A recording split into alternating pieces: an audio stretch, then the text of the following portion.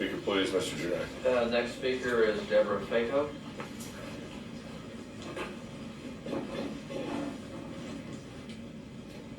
It's good to see you all again. I have my script and I'll try and keep this as brief as possible into the script. I'm very disappointed in how the petition action under control number 49351 turned out. I believed that bringing the ratepayers' issues with this SUD before the highest authority in Texas, the PUC, would have caused what everyone was griping about to be corrected or fixed.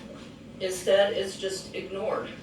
That was a lot of years and a lot of effort for nothing. I don't know what to tell the ratepayers who supported my efforts to bring this petition action before the PUC and all the way through trial by myself for 5 years without an attorney.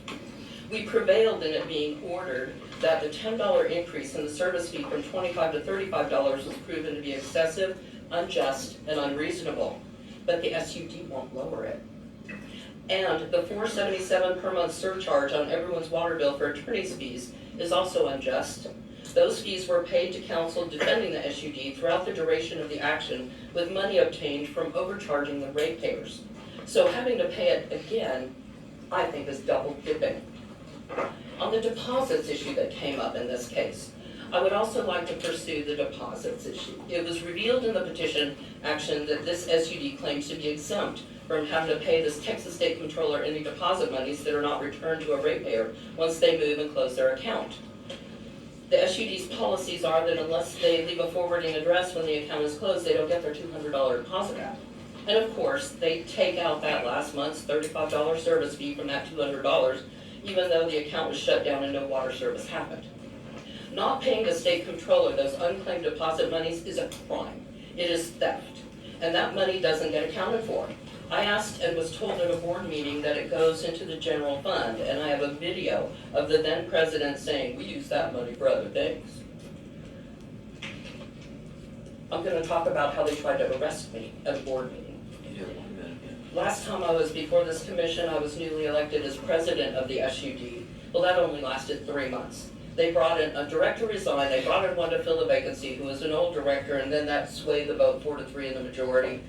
I got outvoted because they immediately had another election of officers after 3 months in May, and I was out as president.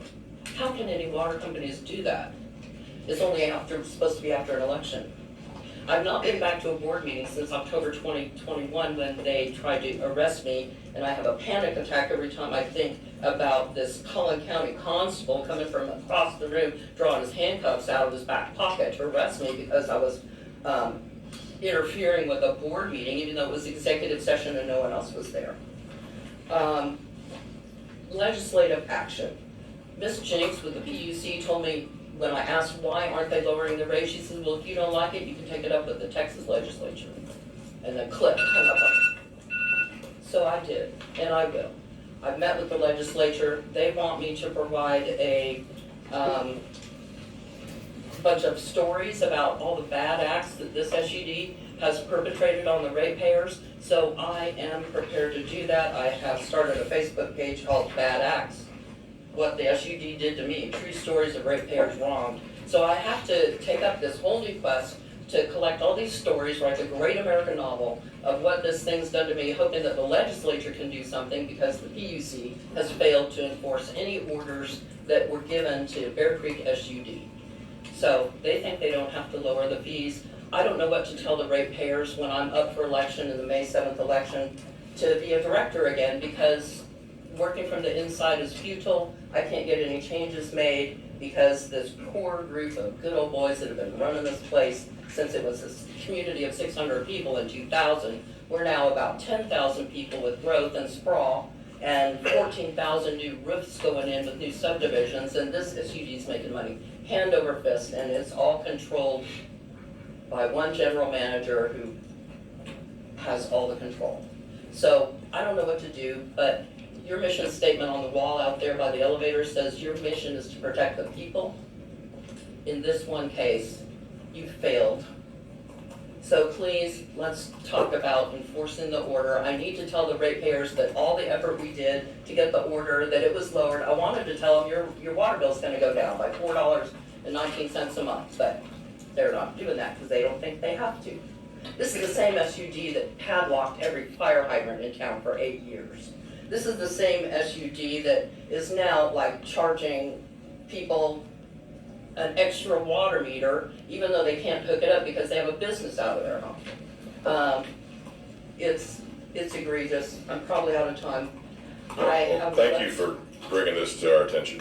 I I've left appreciate my you being here. information with Mr. Janae here, and I would like to reopen conversations with Mr. Gleason about enforcing this with the Attorney General's office, and I will still continue to pursue my contacts with the legislature. Thank you for making the trip. If they And make thank a you movie for out of this, Meryl Streep ought to play me. Thank you. voting. Thank you.